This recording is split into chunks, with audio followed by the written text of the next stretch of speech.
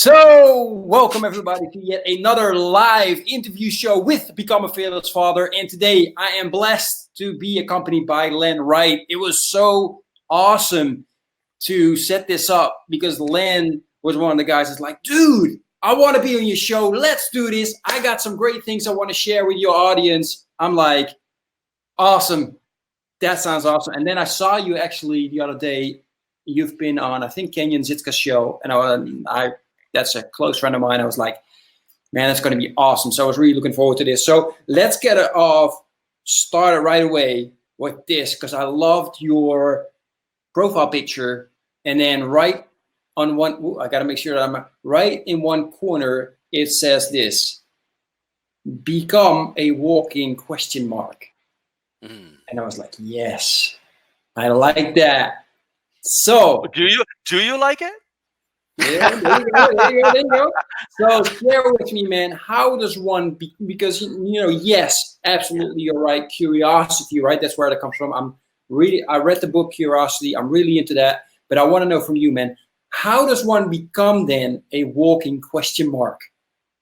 A lot of thank you, and I love the opportunity to be on the show as well. I think we're going to have a fantastic, great time and blow some minds at the same time. So, how does one become a walking question mark? It really comes down to the inner work that we do, because what the inner question mark, become a walking question mark, is really referring to is our states of opinions and thinking we know.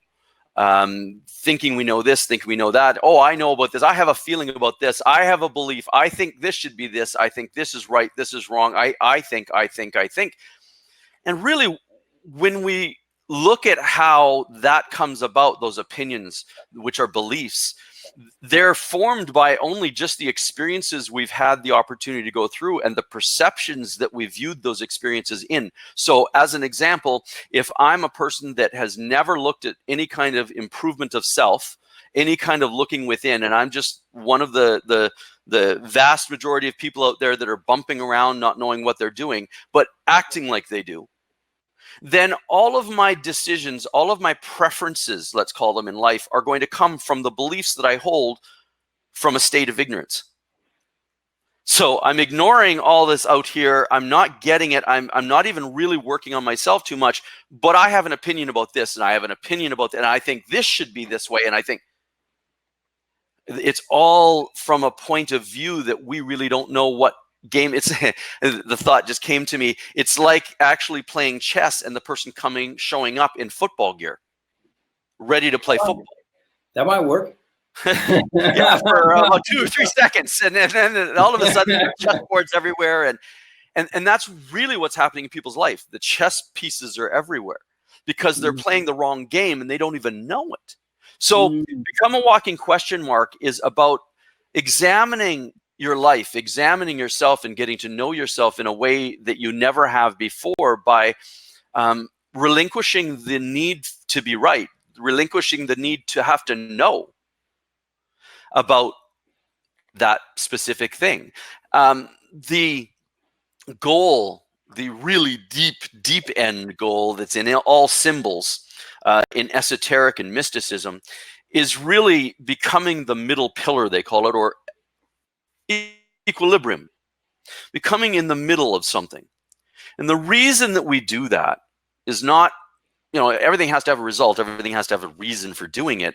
And the reason for doing that is because if you're in the middle of a situation or an event or belief, and you can look at this side of it and see what's going on, and you can look at this side of it and see what's going on, but you're not for either one, but you can see both, you then have the widest perceptual view. You have, and if we're talking about evolving, and if we're talking about learning, you've given yourself the widest possible perception of possibility. The other, when you choose, I'm for this, I know about this, I know that I'm doing this, you limit your possibility, you limit the experience right away, because your brain goes, oh, if you already know it, then we can stop learning about it. And it shuts off. And we become dumbified. We become ignorant in that situation, even though we may be calling ourselves an expert. or think of ourselves as an expert in that way. Parenting is exactly that. Parenting is that in because, I mean, it's the same as leading a company or having a relationship, anything. It's all the same thing. Is if we think we know a situation, we've stopped learning about it. And so become a walking question mark is to question absolutely everything. You know, I heard a statement a long time ago from a teacher. It was really funny. He says, it's great to be skeptical. Totally cool. But be as skeptical about why you're skeptical. Which is what I'm saying is become a walking question mark is looking behind the activity of your physical self and identifying within you what the premise is for that opinion, for that belief. It's interesting when you do that because a lot of our beliefs were accepted by situations or from people that we would never, ever ask their advice or willingly accept their advice in our life. But because they've said something or something's happened in a unique moment in our life, we boom, accept that belief. And then that belief becomes a precursor to all of our opinions of what we think should happen. And thus, Klaas, is why our world does not have peace right now. Because we all think we know how to create peace, but not very few of us are creating peace within ourselves first. Wow. It's the same as parenting. You can't be an epic father without being an epic father to yourself. So if you're inside treating yourself badly, you're going to treat your child badly. It's the same thing, right? So becoming a walking question mark then allows us to go through. Have you ever read any of or heard any of Eckhart Tolle's work? Power of Now and a few other books. You'd probably really enjoy them. But he has a really unique way when he goes and you know, on vacation or as a tourist. You know, if he's going to look at a chapel and he's looking at the architecture and he really wants to figure it out and there's a tour for it, he'll actually do that touristy thing in 3 different days. And so the first day, he's going to go and he's not going to read any information about it. He's not going to go on the tour. He's just going to go through it himself. Going to go around and just take it in completely fresh.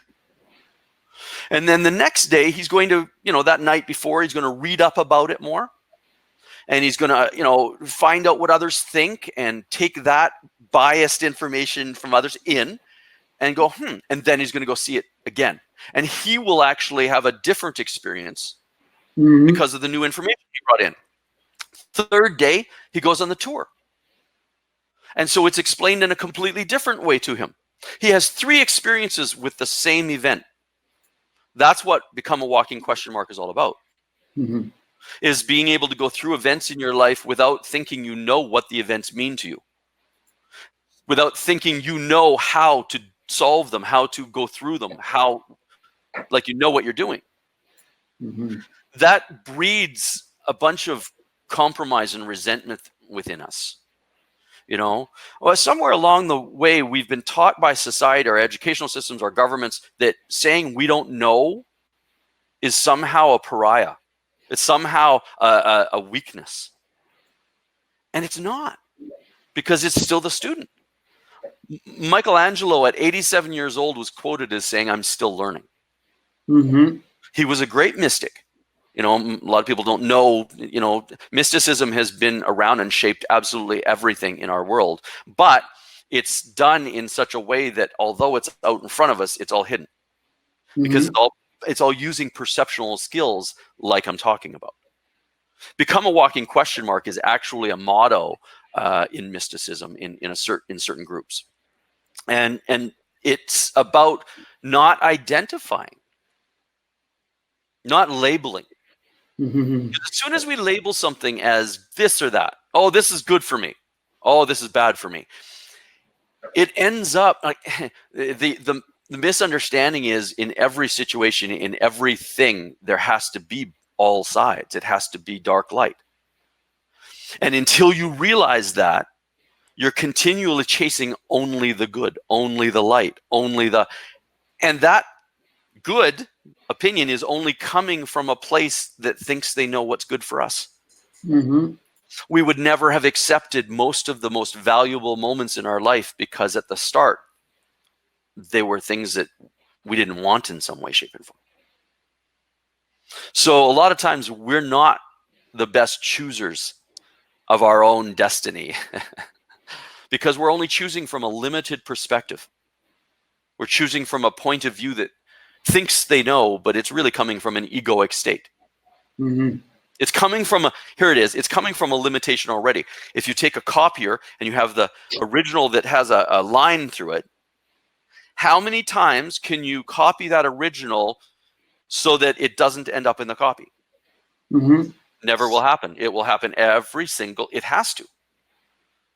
So really the only way to solve it, so-called, to get rid of the mar is to, in the original, remove it. And then after that, you've got no mar. You've got no defect, suppose it. Mm-hmm. So this is really what it comes all down to, is no matter if we're endeavoring to be the best parent, or we're endeavoring to be the best CEO or entrepreneur, or the best cyclist, or the best munchie eater, I don't, whatever it doesn't. It always starts with you, because no matter where you go, there you are. That's Voltaire Mm-hmm. said that. But it's true. So my productivity hack, my life hack, is always what Socrates said, is know thyself. And I say that a lot because it really just sums everything up. That's why we're here. And if we think we already know what we want, what's good for us, how we do things inside, oh, I know that about myself, oh, I know, then we'll never learn truly what's going on inside of us. Mm-hmm. You know, and then this thing that is meant to be a sanctum, a sanctuary that creates our peace, that creates our power, is then left with dust and cobwebs on it. And what I'm talking about is this thing that I'm rubbing right here. Mm-hmm. Our temple. And it's not a misnomer, because if you look at any language, it's the same thing. It's pointing, like I said, mysticism is all pointing, if you are aware of what they're pointing at. This inside here is the temple, not built by human hands, as the Bible says. This in here is where that power is. We have to learn how to be able to use it, because we're in a state of evolvement right now, and that evolvement is how to learn this, to use this tool, which is called consciousness, which is the opportunity to say, I know, or I don't know. Each leading unto its own pathway or destination. It's free will. But we're still fairly new in using it in our evolvement. So our goal is to be able to endeavor to understand ourselves more and more, because when we do that, when we understand, oh man, you know, I get tweaked when someone says this to me, when this event happens, when my child does this, when I get tweaked inside. Why should this outside event, person, whatever, affect my internal temple, my world? Mm-hmm. Why should the storm from outside rain inside? And that is what we're here to be able to find out. And how I know it's why we're here is, and I've said it many times, is please somebody in the records of human history show me a human that has never had challenge in their lifetime. You can't find it. Even our teachers, our great gurus, our ones in history that we look at, they all have had them too. So if that's the case, Klaas, then that must be a crucial part of why we're here. If nobody can be without it. And so it is, when you start researching in depth, it's we're here to evolve this consciousness. And we do that through the choice of, do you want to grow or do you not want to grow? Do you want to learn or do you don't want to learn? Nobody can make you learn. It's like the child in school. They can sit there and, you know, play with their eraser or pencil or whatever. Geez, I'm dating myself, aren't I? Pencil and eraser. Their computer, they can play with it and miss out on the teaching free will, or they can apply themselves and become this humble student, taking everything in, realizing this is actually a classroom for me. I get to be here to learn, not I have to be here. What time does it let out? Because both of those types of things are being lived out right now in almost like a separation work worldwide, is that there are some who are enamored and have a thirst for knowing themselves, and some who are just waking up to it, and others who want no part of it whatsoever. True. And so my philosophy on, whether, like I said, whether it be fatherhood or whether it be anything, is right back to the original me. And then I make me better. The outside is a projection of that. So my life becomes very, if I might say, simplified, although in this world, right? Simplified in the way that I'm not chasing all these dogs' tails out here. I got one dog's tail and it's inside of me. I don't need to chase it. It's not gone anywhere. And so once I actually learned that that's where the home is, and I connect and align there, then everything I touch in my outside world is a projection of that light. So as an example, in my business, when I'm speaking to somebody, I'm not speaking from a point of frustration from the last blah, blah event or thing or belief in my head, or, right? I'm able to be present with them. Boom. I can flow. I can be a conduit, like what we're meant to be. Electricity moves through us for a reason, right? We're meant to, that's what consciousness is. We're bioelectromagnetic beings. And what the cool thing is, Klaas, is we actually form to the same rules and laws of those things. So you can sit down with an electrician, as an example, or a physics professor, or somebody who studies magnetism, and you could talk with them and understand about yourself. Yet they're talking about something completely different, because as an example, electricity, we are electric. Our thoughts are actually electric. They're electric impulses. From when we have a thought, it's from one synapse to the other, like a filament in a bulb, right? And nice sound effects, but that's energy that's moving in, but it's electric energy, right? And our feelings, our emotions that are made from the chemicals that are released from our endocrine system are magnetic. They repel or attract. I get a feeling from that person. Yep. It's all magnetic. So when we understand electricity and magnetics, and we understand how they work, we can see it enacted in everything we do in our life. As an example of what I just said about the magnetics, understanding, oh, okay, so what are the rules of magnetics? And there's 4 basic rules, and it's adhesion, cohesion, attraction, and repulsion.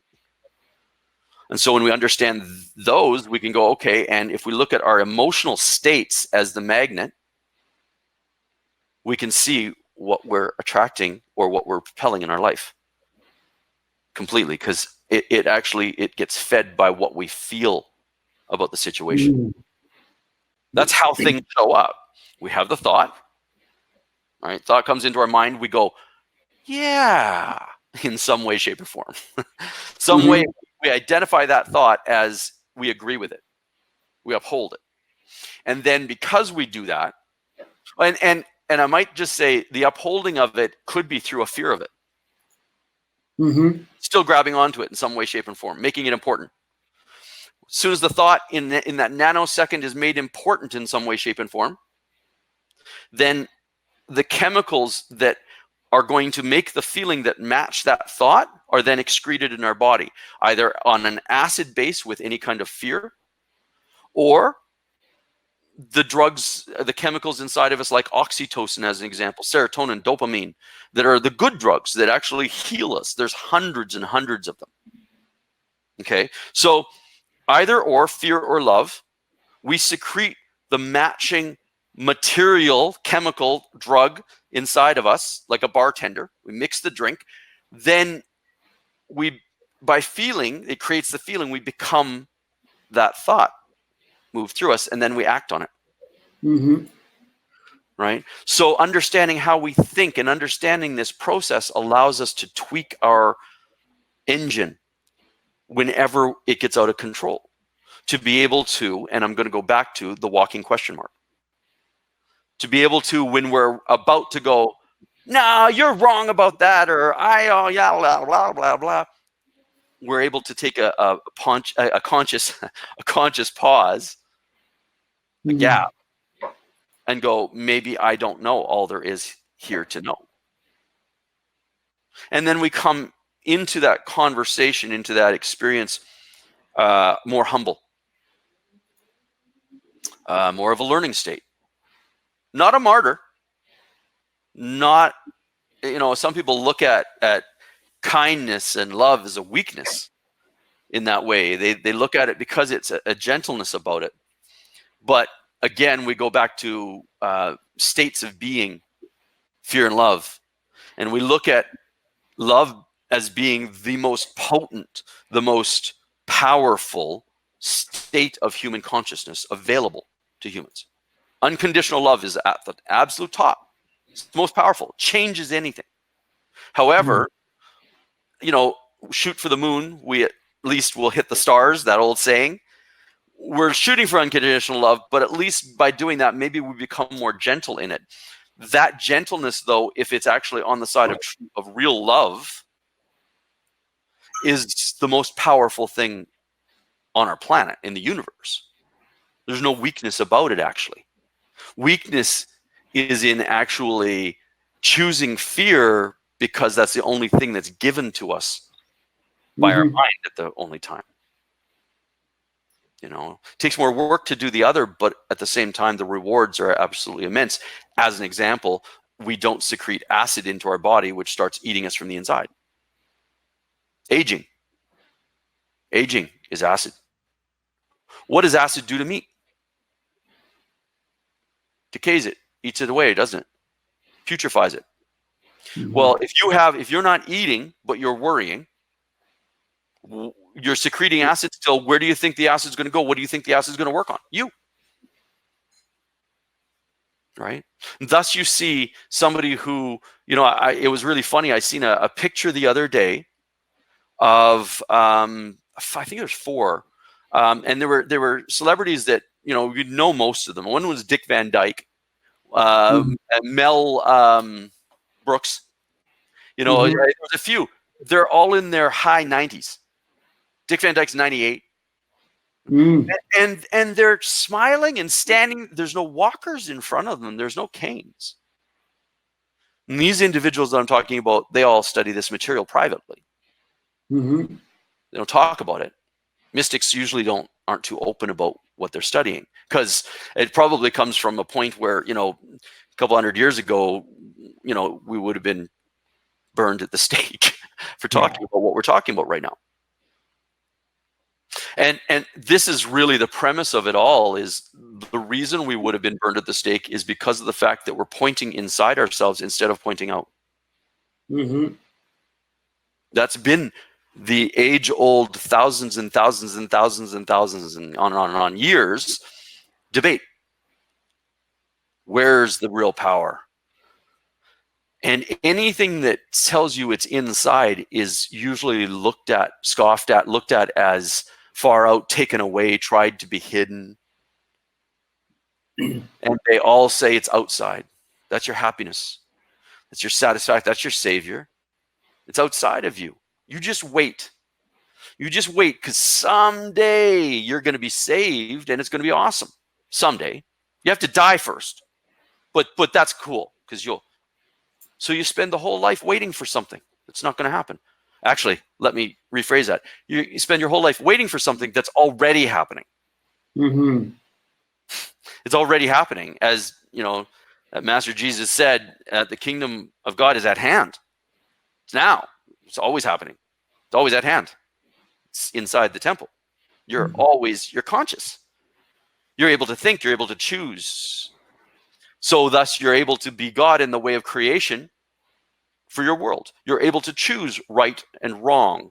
And that brings us back to that become a walking question mark, because then we don't choose improperly. We're choosing from a state of possibility instead of choosing from a state that limits us right out of the gate. And as a parent, it's exactly the same thing. Stop knowing that what we think our children are doing, saying, thinking, and find out about them. Become absolutely enamored with our own growth so that our children then start questioning themselves in that way. Start learning that there is no way to fail. There is no real mistake. As long as you learn from it and the cycle ends, you've grown. That's not a mistake. That's not failure. Mm-hmm. If we teach that to our children, their self-esteem will grow. Right now, society, education, religion is constantly telling you you're not enough. You've got some sort of ailment that's a limitation. I talk to a lot of people that come to me and say, I have a learning disability. And I say, really? And once we get talking, I find out that they also have some sort of hobby or passion or skill set that's amazing. Maybe they play soccer and they're just amazing soccer players. And yet they have this learning disability. I'm like, how'd you learn how to be amazing there then?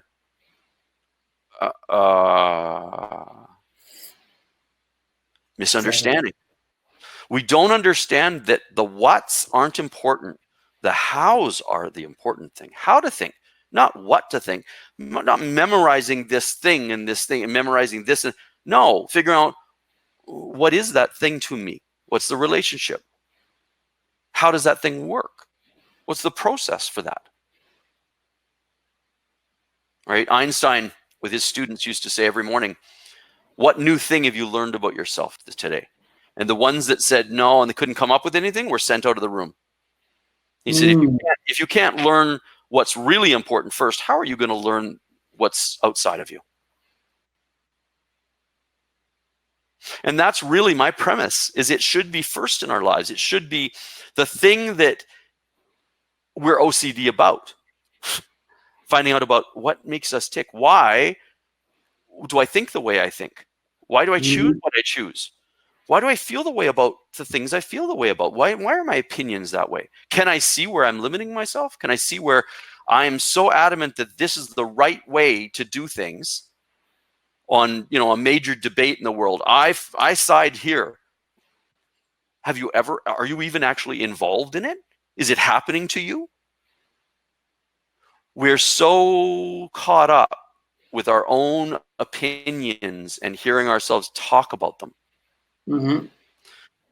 That how can we learn about ourselves? We think we already know it. True.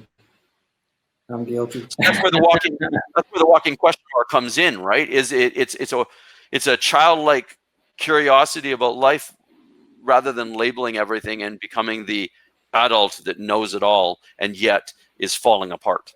Mm-hmm. Exactly. Man, I love it. So at least what I said on Facebook was absolutely right. I said, look, this is going to be a deep in. We're going to go deep. And I only asked one question. For the people that hop on right now, I only asked one question so far, and I've just been sitting there like, okay, so for anybody watching, and I have a lot of, I'm connected with ClickFunnels and I follow Russell Brunson, and a lot of people that follow me as well, there are Dadpreneurs that follow him. They know this picture of this little girl, and then a hose just going into her face. It's just like, oh. So that's kind of how I feel right now in the first 30 minutes, and we still got 30 minutes to go. So I appreciate that. Man, I already got my notebook full, and I still got 30 minutes to go. So I appreciate that as well. Before we go any further, because I actually got more questions than I had when I started this thing off. So thank you for that. I see, become a walking question mark. More questions. Exactly. Awesome. No, but that's why I asked that question, because I really became interested in that. It's like, you know what?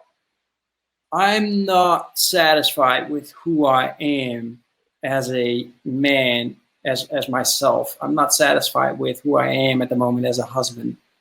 And no, it was sorry, my mistake. It was different. It was, as you said, it was first like, I'm not satisfied with the way my wife is. I'm not satisfied with the way my kids are. I'm not satisfied with the way everything outside myself is, right? And then I start changing that. It's like, okay, that's not going to help me because I can't control them. Right. So I got to start looking within, as you said, right? And then asking myself like, okay, that just means that, okay, I'm not satisfied with who I am because I am not understanding them from their perspective. I am looking at them from my point of view, which is very, very shallow, small, and closed-minded, right? So that's why I got the book Curiosity.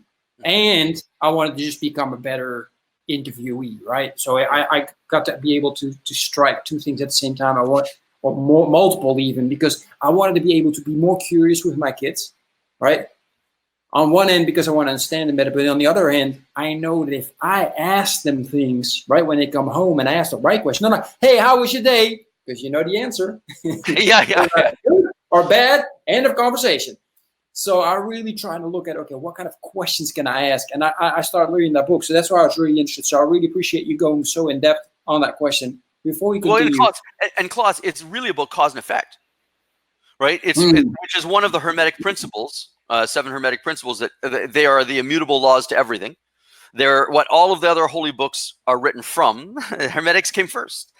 So when you study that, you get a really an unflawed view of how the earth creates and how we move and are about it. The cause and effect factor, everybody's focused on the effects. And that's where they're trying to change. And that's where you started off with, was I don't like this. Right? And so everybody, that's usually where they stop and they just continue. I don't like this. I want to change this. I don't like this. And you can't make changes in the effect that last, because the effect is in the outer world that's always changing. So it's like picking up sand, and the sand it's just always picking up. That's the society's feeling of chasing the dog's tail, running, always trying, because they're living in the effect. Yeah. When you instead come from the cause, you changed. You all of a sudden went, well, what's the real cause to me not liking that? Me not liking it. So why don't I like it? What's going on here? What about me do I need to change, to transform, to transmute, to use an alchemy word, into me not having the same perception about it anymore? Because the not like doesn't come from the other person, it comes from you. So wanting to change it in the other person, it's do you see the flaw? And that's where we are in a generation in this world. We're caught up in the effect and trying, and I mean, the making the money, the big cars, the this, the that, the society, the catching up with the Joneses, all that kind of stuff is all based in the effect of things. Nobody's looking at the cause. You know, if you want to have this effect, then you have to draw back and model what cause is going to be the natural cause to that effect. What creates it? You know, if I want success in my business, but I'm really grumpy and I believe in lack and I'm constantly complaining about things, I can change me wanting a business. I can go on and work harder in my business. I can go take business courses. I can go get a big, better computer, better offices, better. That's not going to have sustainable change, because the not liking, the resistance in the whole experience is coming from me. I change me, and everything then proceeds to change from that. Exactly. Good on you. I mean, that's fantastic. That's exactly what it's really about, in increments, in increments that really never end. Yeah, exactly. They just continue like stairways, stairway to heaven, right? Where it's like continual, each rung of an experience you go through, and then all of a sudden you come out at the other end, and geez, I was a little more gentle. I was a little more loving to myself and everybody else through that. I wasn't such a bully, or I wasn't such a know-it-all, or I wasn't such a pushover, or I didn't compromise myself through there. Or what? Those little wins actually create the whole evolution of human consciousness. They're very, very, very, very important.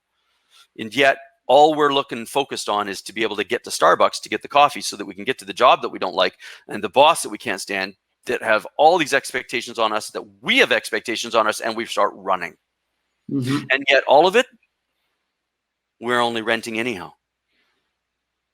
Everybody's working so hard and killing themselves over stuff that they're only renting while they're here. And yet there's a Bible scripture that's actually mimicked in every holy book. The Quran, Torah, the Bhagavad Gita, all of them say the same exact thing. And it's seek the kingdom first, and all else will be added to you. Inner kingdom. Okay.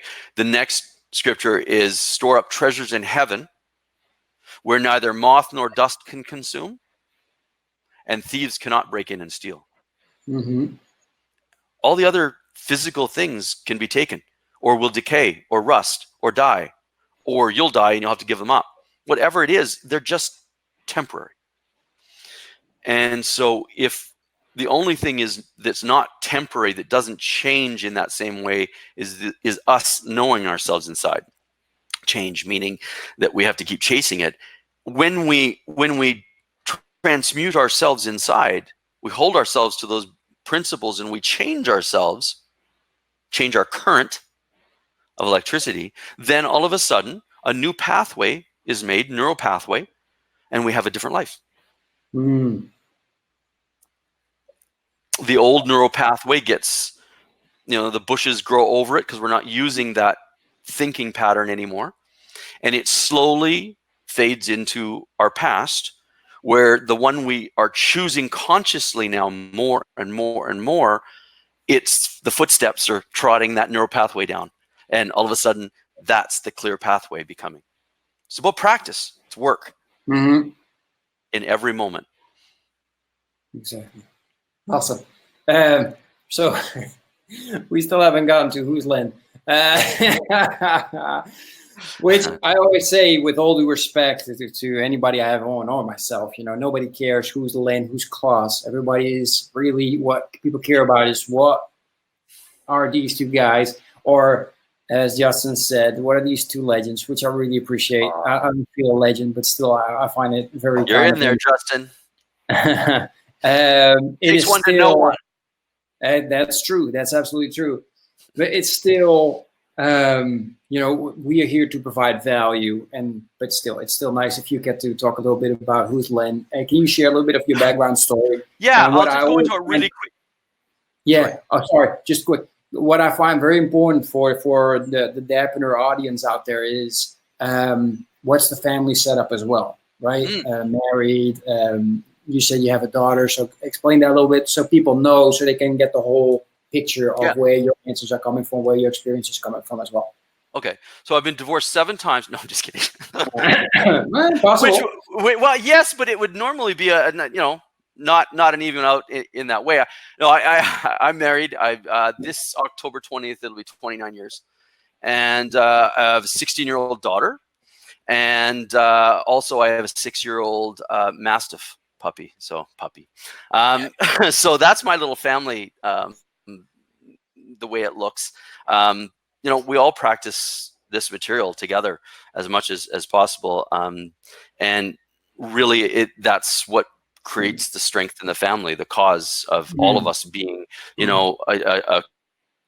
accountable for what we say, what we think, what we do within the environment of the family that we're trying to lift up. So I really in this stuff, I have 2 different answers for that. One is I've been in it for about 30 years and intensely, and I say that because that's really when I started actually taking trainings and tools. I started off with neuro-linguistic programming. I went to Dr. Richard Bandler. He's taught Tony and a whole bunch of other people, and created NLP or developed NLP. So I went to him for a while and did some training there, and that was my early 20s. So that's why I say 30 years. But honestly, Klaas, mysteries of life and the deeper subjects, I can remember 5 and 6 years old being at family funerals, wondering what's death, what is life all about? Why is this person in the box not moving and not breathing? What goes on? And being gently forced into that line of seeing the world and having those questions. My mom was 42 when I was born, and she was the youngest in her family. So when growing up, I seen aunts, uncles, cousins, and just dropping like flies. And so I say 30 years, but really it's been my whole 49 years of being on this earth that I've been led being enthralled, intoxicated by the deeper things of life and the mysteries, why we do what we do, why we think what we think, how do we think, what is this thing that we're carrying around? Why is it one moment somebody can be happy and another moment somebody can be, wanting to commit suicide? It enthralled me. And when I was in my late teens, I heard that we use approximately only 10% of our potential, and 90% lays dormant in humans. That blew my mind. That, along with the belief that and that they were at that time measuring thoughts out of your head 2 feet. They could the electric current of a thought, focused thought, could be measured 2 feet out of your head. Those two things really blew my mind. I just couldn't get over them, and so they kept playing in me over and over again, wondering what's the other 90% there then for? Why? Like, that's ridiculous. What, like, would you actually only give 10% of your child's potential to them, knowing the other 90% is not what they're using? You wouldn't do that, like, knowingly, like, willingly, right? So it was a big question. That was where my quest really started. And I've been studying human potential pretty much my whole life, but like for the last 30 years, really intensely and deeply, mostly in the last couple decades in the esoteric fields, which is the veil that I keep talking about in the mysticism and that type of idea, the symbols you see everywhere, that type of idea. It is a much deeper understanding, which is what all those philosophers that we quote all the time, everybody from Benjamin Franklin, Thomas Jefferson, Voltaire, Goethe, I can go on and on and on. They were all secret mystics. They were all mystics that wrote and put out certain information. Even Shakespeare as well. All of his plays are actually plays, if you know how to read them properly, ways for you to enlighten yourself, for ways for you to grow and illuminate within. So when I started understanding that this is the basis, Hermeticism and all the mystical understandings, whether it be astrology or numerology, or all that fit in, and everything is told in allegory, parables. Just like how therapy is done a lot of times by telling stories. And within that story, there's something that affects the person, that heals them, that helps them see themselves in a different way. This is why gurus as Buddha and Jesus and all the books that I mentioned, the holy books, they're all written in stories. They're all written in allegories. But if you don't know how to read them, you end up with the wrong puzzle. They are all of them, every single one of them are guidebooks to self-illumination. Nothing to do with religion. Nothing to do with religion. But because it's been under a veil of religion and they all look outside, the literal meanings have created the society.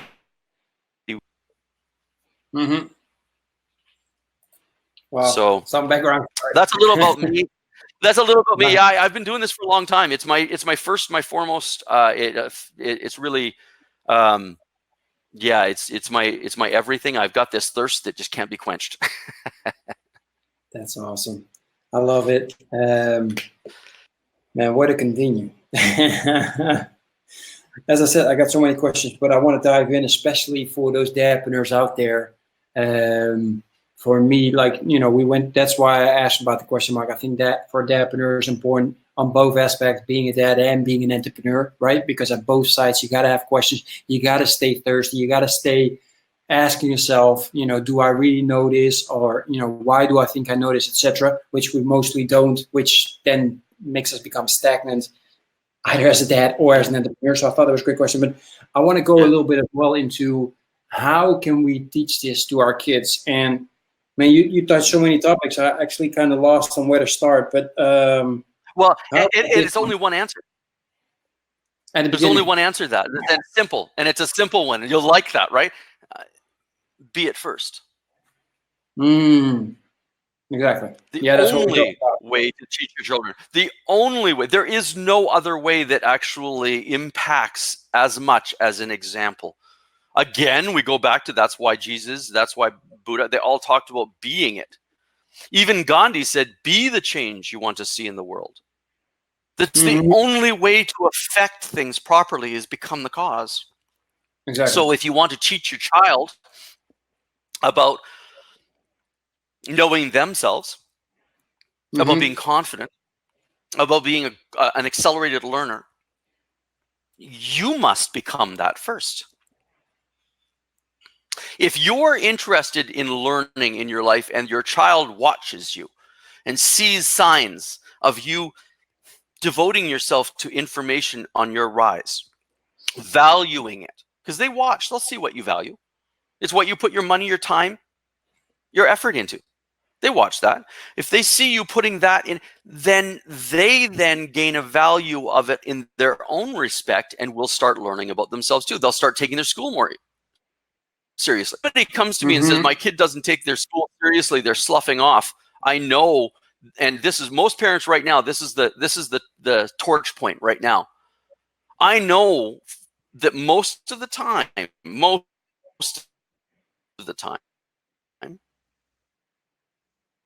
okay, nothing's forever, always. Most of the line created that whole process of the child not being interested, not doing well, not doing. And this is the problem, is the parents then go, well, no, what's this? And they blame. And then they get concerned and they get upset that their child is blaming everything as to why they're not succeeding. It's mimicked. It is exactly, and I know dads don't want to hear this, but it is exactly, it's the tough medicine, the same as the copier analogy that I used before. The dad being exactly the original that's copied from. If you have anger and you're expressing it in your family, your child will resent you, period. There's no other way around it, period. The child will grow in resentment, anger, and acid in their body, period. And they will probably have anger to be able to deal with, or they'll have the other backlash, which is the opposite pole, which they'll be bullied. And then the parent goes, why is my child being bullied? Where's the original bully? Where'd they learn those things? Because everything that a child does, enacts in their life, except breathing, is learned. So where'd they learn it from? And if you're constantly going and learned it from here, it's the same as our teachers are doing in our educational systems in most of our countries. They're looking outside themselves going, well, this is wrong. This is wrong. You become a better teacher. Watch how everything changes. So I say that to fathers, you become a better father. I wanted to say too, just to go back, I didn't mention, and you mentioned entrepreneurs, so I wanted to mention too, I am one as well. I go into business ventures every once in a while. I build a company up and then I grow it and then I sell it. I've done it about 5 times in my life. So I get the entrepreneurial side as well. And being a dad, I get the dad part. And the funny thing about the dad part is it's the same as the company part. Hey, kiddo.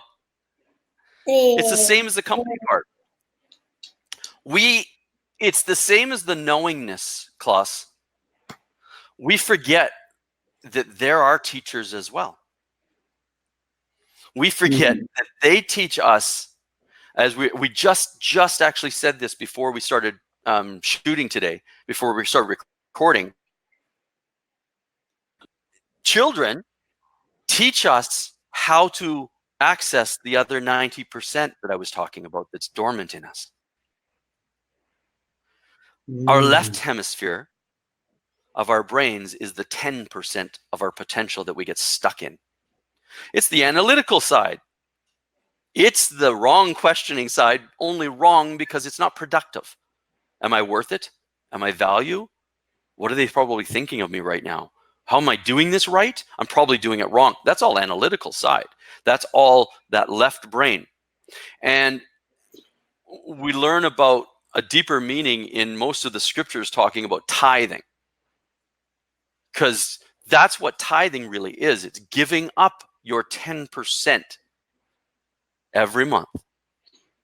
Giving your left-hand side, your left hemisphere up. Not living from that. Using it when needed to do certain functions. But living from the right hemisphere, which is where flow stems from. Have you ever done something, and this goes for every father that's listening, everybody is listening, because everybody has had it in their life. You ever done something, maybe it's a sport, maybe it's a talent you have, music, singing, something in your life that you were just so good at it, so in the moment, that it just so flowed. It was like this zone that you got into. That's right brain. That's how we're meant to live.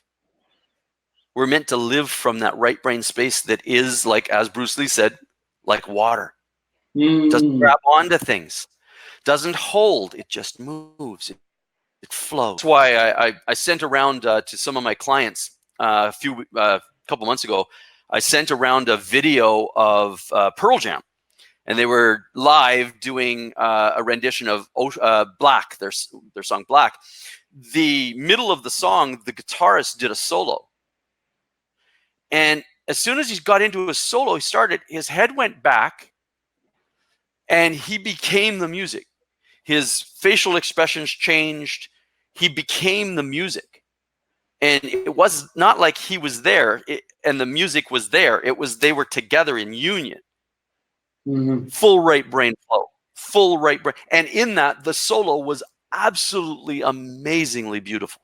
Incredible talent. And we're meant to flow everything from that, because that is love. He loved it so much in that moment. It was unconditional. He fell into it. And that's right brain. That's what the Bible talks about, the right seat of God. The right hand of God. It's the right hemisphere of your brain, because that's the 90% that we need to tap into. But if you know what, if you're egoic state, right brain, the door's closed and locked. You don't get into flow through resistance. You don't get into flow through fear. Right? They're multiplying. It's like rabbits. Yeah. Yeah, I like that one. See, that's the thing.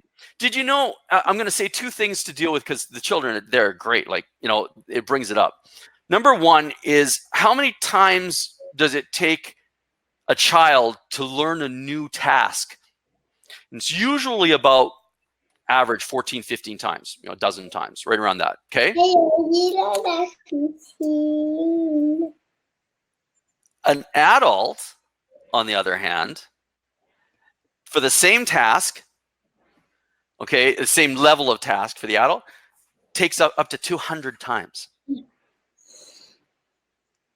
And the reason is the child doesn't limit by their thinking. The adult does. The child doesn't go into the event thinking it's going to be this, it's going to be that. They just go in flowing right brain into it and play. And allow it to be, and allow it to flow. Plus, along with that, the average child laughs about 400 times a day. The average adult, about 20. Oh, 20. Do you see what we're missing? Yeah, what we're missing out, and even 20. I mean, I meet with a lot of people that 20 would be a dream. Do you see how much our children have to teach us about living life? Yeah. It's what we've forgotten about. It's what we gave up, thinking we need to be adults, we need to be serious, we need to be responsible. But becoming an adult in that way is actually irresponsibility, because we're actually being less productive. Laughing like the child, playing like the child, having no label or meaning for something until we're in it and moving around in it, and then just experiencing it. That's the highest of productivity. If you did that as an entrepreneur, as a CEO, your company culture, your people couldn't wait to get to work. How much your productivity would change. The pressure is what's killing. Children don't go out to play with a whole bunch of plans first how they're going to play. Do you guys? You guys go out, just go play, right? You don't have to think about how you're playing, you just go play. Adults have lost that ability. True. And that's why a lot of times we're so angry. We're so resentful at ourselves for compromising what really works.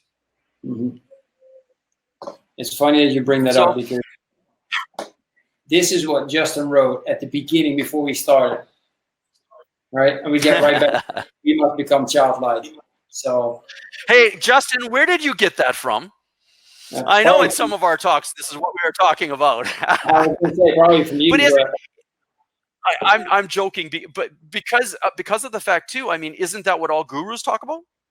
When you talk about the Master Jesus, that example, that teacher, he constantly loved being around children. He constantly was saying, become childlike, be like children. Not just because play and fanciful. No, it was because that's where your higher results are. That's where you tap into that 90% of dormant ability that you have so that you don't have to try as hard in your life. The reason adults are trying so hard is because we're so stuck on being adults only. We've made it hard. We've taken everything that actually would give us the steady flow through life. We've taken it out of our life as that's irresponsible. That's silly. I'm an adult. I have responsibilities. I don't need to do that. So by doing that, becoming responsible means I'm actually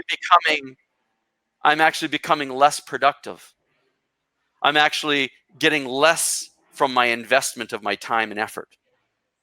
I'm still here at work, whether I'm angry or whether I'm at peace. Both, I'm still at work. One is going to give a pathway so that the company rises and makes tons more money, much more fun to be part of, and you have to do a lot less work.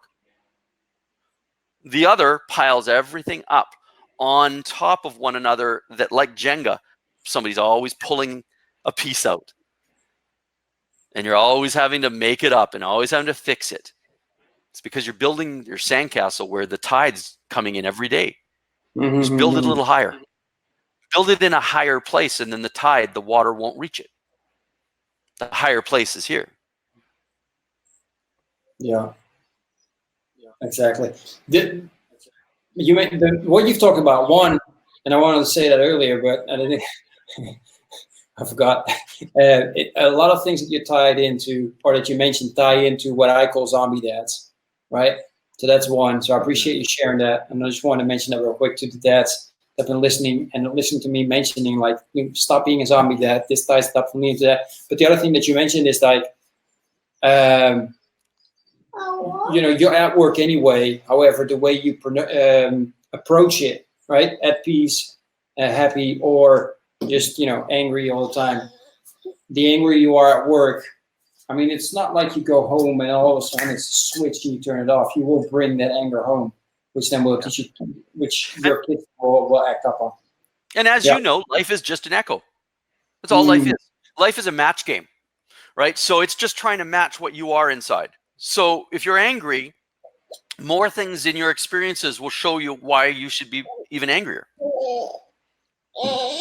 It's not the other way around, where if you're angry, then all of a sudden peace comes to you and gets you to come. No, it's just a match game. So if you believe, as an example, that having kids is a burden, then watch what happens. Your kids will become a burden.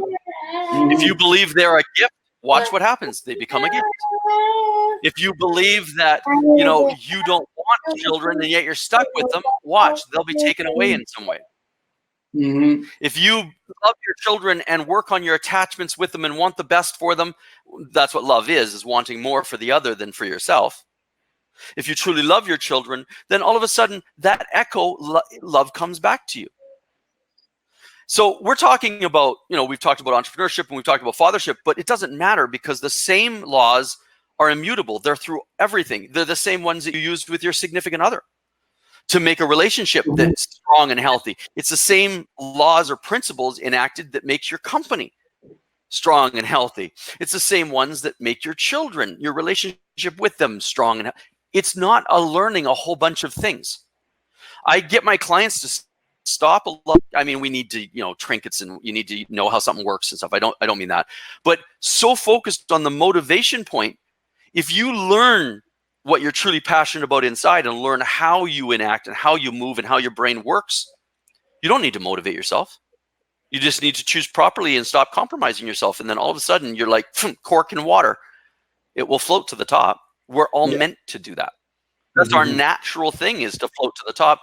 The only way we don't is when we believe the thoughts that say we can't, that prove we can't. Look at this guy down the block. He's making it so that I feel this way and I can't do this. Look at my job. I'm stuck here. I'm stuck. The statement that's the most important in all of our lives is what was in the Bible. I am. I am is a statement of that image, made in the image of God. It's the statement creating in the moment of who you are. Mm-hmm. I'm angry. Okay. You are. Good. You manifest. That's what you are. I'm at peace. Okay. See, we tell the world, we tell the quantum field, let's get a quantum field, this quantum field of energy and electricity and magnetism that we're a part of. We tell it what we want in our lives by what we project first. Mm-hmm. You're the cause. So, want to be a great dad? Start finding ways to play more. Start learning from them. I mean, this is my teacher, this little one. And I'm getting frustrated because they're interrupting me. Hold on. Interrupting or showing me a new way of productivity. Because if I stop what I'm doing and if I play for a little bit, all of a sudden the chemicals that are released within me are ones of play, which are, like I said before, the dopamine, the serotonins, the oxytocins. Oxytocin is actually known as the love drug. It's a very powerful healing drug in you, and you know it right now. You have oxytocin going off in you because you're hugging your kids. You got this little smile on your face, right? And you feel what you call love inside. This feeling of closeness. That's actually oxytocin plus other drugs as well, but oxytocin being released in your body, making you feel that in love feeling. How do you want to be in love all the time? By causing your body to to secrete these chemicals of love all the time. You live longer. You age way better because you're not creating acid that's eating your body. Because you're not creating a mental hell or a physical hell, the lake of fire and sulfur. Is that a pencil? That's a pen. Pen. It's a pen. That's Daddy's pen to make notes, which I can't right now, but that's okay. That's all right. You've got a recorder in your head. So yeah, I'm loving it, man. That's why I think it was one of the early interviews that I had with a doctor of happiness, the only doctor of happiness in the UK actually. And I don't think there's many. All of them are always researching why people are unhappy. Well, he's researching why people are happy. And but exactly, a lot of doctors themselves aren't happy. Yeah, exactly. So he actually said, like, it's so important to give 7-second hugs as much as you can, or as many times as you can each day. So we try to abide by that. As well as the hugs, laughter does the same thing. That's why they say laughter is the best medicine, right? It's an age-old saying. Why? Is because laughter secretes the drugs, the chemicals from our endocrine system, from our glands, that bathe our system in good feelings, which heal us. The more you laugh, the more you are healed. Right? So, yeah, I love that. Well, that's all. Really, all of us, that's really what we should become, is our own doctors of happiness. Really, we're steering our own ship. So, I mean, the fact that we can choose happiness and yet sometimes don't is it's a shame. But a lot of times what ends up happening is people get lost in that unhappiness and can't find their way out. Gratefulness is a great way to be able to do that, to get yourself out. Right? It's a little trick. I'll tell you a little trick of magic, of alchemy. It's about polarity. So say, for instance, you're feeling sad. You don't want to be feeling sad for some reason. First, embrace. It's okay you feel sad. Stop pushing it away. Stop not wanting it. Stop the resistance. It's okay. Embrace it. Feel good. Maybe you need some love. Maybe you need some pampering for yourself. Maybe you have been rough on yourself and compromised yourself maybe.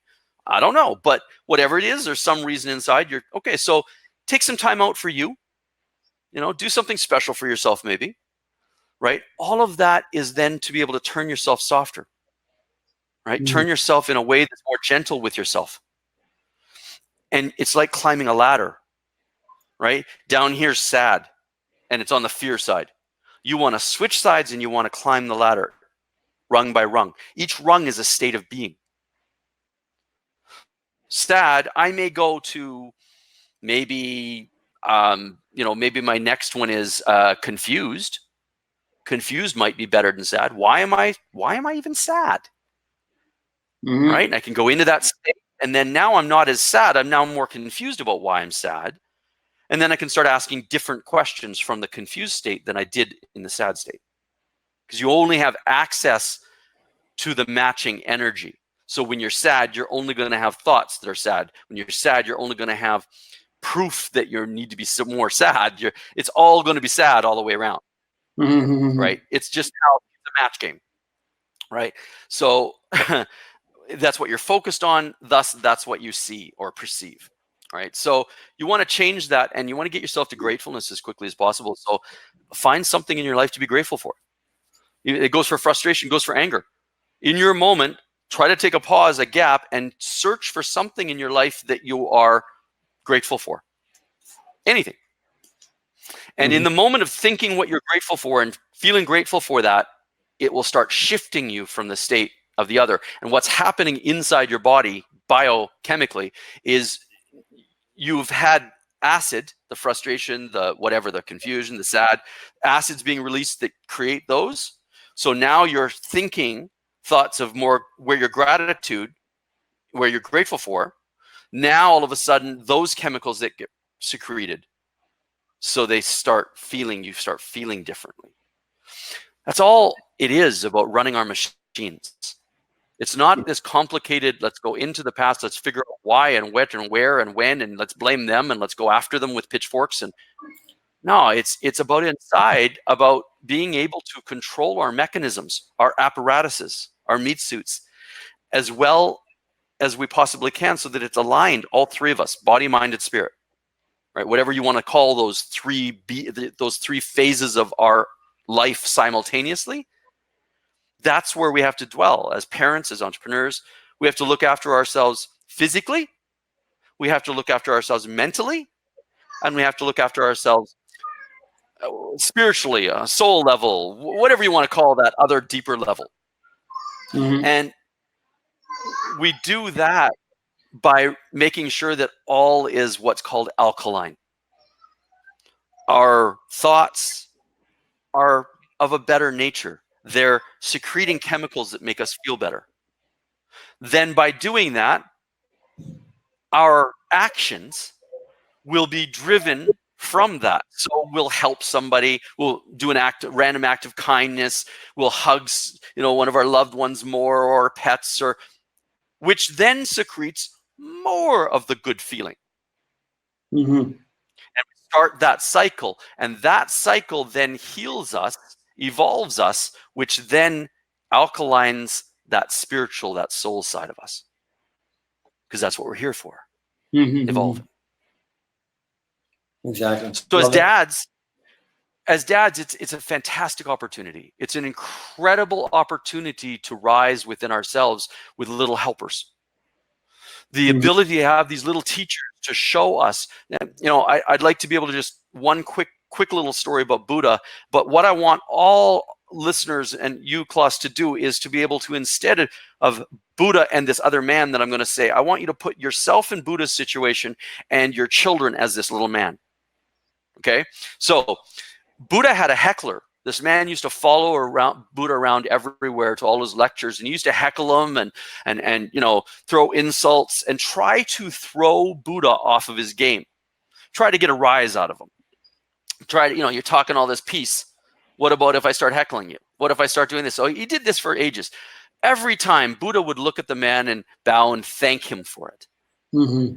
And obviously the man would get even more mad and more frustrated and more, I'm going to throw Buddha off. So then he would raise his game and do more and more. And finally he got to where he was spitting on Buddha, and he was hurling insults at him and throwing things at him. And Buddha again looked at him and thank you. Thank you. So finally, this man comes up to him and says, look, I've tried everything I possibly can for a long time. You know this, I'm paraphrasing, of course. and I've tried to throw you off of your game for eons now, for ages. Why is it you thank me every single time? Why is this? And Buddha said, if someone gives you a gift and you decide not to accept it, who does the gift belong to in the end? Mm-hmm. And he says, when you try to throw me off my game, you are actually helping me practice to become stronger. That's why I thank you, because without you pulling that resistance, that negative towards me, I would have nothing to work with. Mm-hmm. So he looked at the other individual not as someone he wanted to get rid of, or not as this thing that's just taking up his space, but something that's actually teaching him how to be better, allowing him to be practice. It was his gym. It was his workout area. Mm-hmm. And our children, our businesses are exactly that to us. We want to become stronger. We want to become better. Boom. Life then presents us an opportunity to become better. But it's almost always through either tragedy, trauma, or some sort of resistant thing that we say, I don't want this. That's usually where the most valuable lessons ride in on, those types of experiences. Sure. So when the child is misbehaving, quote unquote, when the child's doing something we don't like for any reason, who do we become in that moment through it? Who are we, and what example are we? I see in the grocery stores all the time, child's acting up, the parent will actually yell at the child, quiet. That's how that's how zombified they are. How do you tell somebody but provide the example of its opposite? Mm-hmm. The children is not going to listen. They're going to do from what they see. Mm-hmm. That's why the child's misbehaving to begin with. Mm-hmm. So the goal is we are the bindu. We are the center in the circumference. We are what all our life stems from. Anything we look out in our life and say, I don't want this, I don't like this, has been of our creation in some way, shape, and form. It's our goal to be able to find how did we create that and not create it anymore. Mm-hmm. Exactly. As Jesus said, repent or turn the other cheek, to be able to turn to the other polarity, the other side of the pole, the opposite of what that is, and become that. Mm-hmm. And then we become the example, and our children follow that. Our employees, our clients, all follow it. Mm-hmm. I say to my clients, as one of our first exercises when we really get going one-on-one work, I say to them, if Jesus, or this thought of what you think God is, was to become in your place and be the father and be the entrepreneur and be the spouse, how would they do it? And then once they explain and they talk and they'd be this way, they'd be this way, they'd be this way. It's all love. And then I say, now you be it. And if they do that for even a few days to a week, miraculous things happen. Because even Jesus said, anything I can do, you can even do more. Mm-hmm. So then here's the question, as fathers, as entrepreneurs, why aren't we?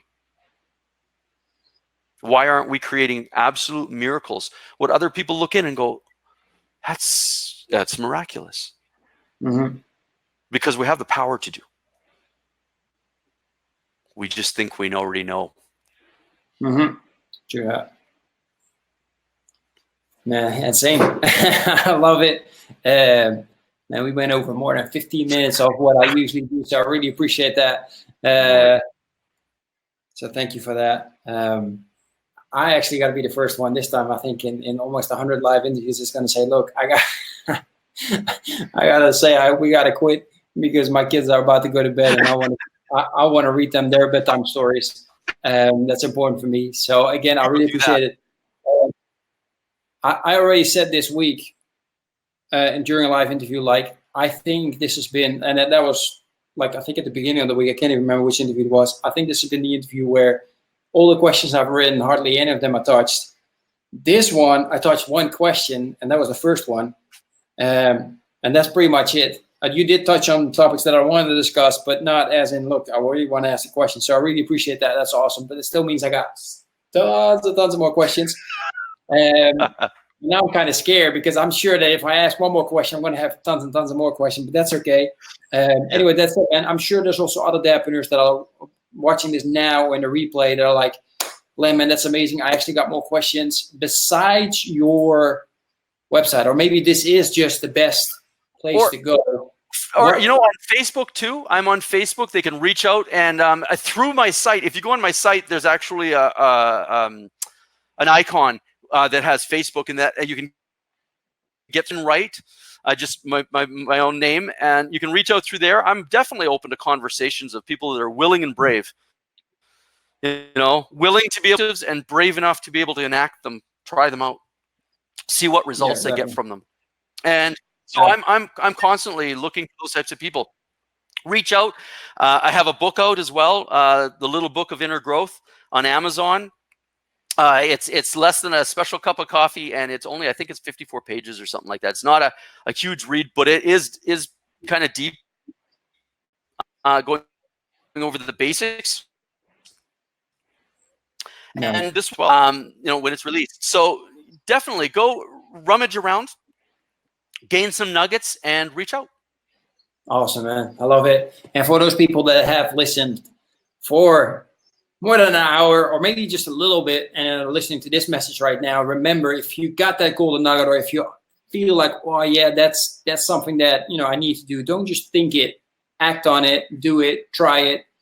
Maybe you think like, man, Len doesn't know it at always talk about, then definitely take action, because it might just be that next huge step that you're going to make in your life. So I highly recommend it. Anyway, the link is in, for the people that are on Facebook, the link is in the comments section. You can just click on it and get to his website. And for those people that are watching this on YouTube or listening on it in my podcast, make sure that you check the link in the description, and you can click on that and get in contact with Len himself. Len, again, thank you so much for being on. I really appreciate it. Everybody else, thank you for being in here. It was, as I promised, a very deep conversation. We went, to be honest, Len, I still have the feeling that you can go way deeper. I'm not sure if I will be able, at this point in my life where I'm at, to follow you, but I'll make sure that I want you on next year again, and then we can go even more deeper. Yeah, sounds good. Sounds good. I appreciate being on the show, and yeah, depth is a funny way of continually deepening. Exactly. All right, people, thank you very much, and we'll see each other again tomorrow on another live. Talk to you soon. Bye-bye. Are you still meeting up with your friends now that you're a father? Kids making you stress out, you got no time for yourself to work out, read, or relax. Can you still remember the time you were hanging out with your friends, feeling energetic, happy, and confident? Spending time together and talking about your life and your crazy dreams. You're feeling alone now, don't you? No one to share your challenges with, and you're just running around from one storm into the next. Well, it's time to change this now. Join me and the Brotherhood of Fearless Fathers to speak on a weekly basis with like-minded dads to crush your challenges, face your fears with determination, be held accountable, and regain control of your life. If you want to become the hero your family needs you to be, then go to becomeafearlessfather.com/brotherhood. I'm looking forward to seeing you on one of our next calls.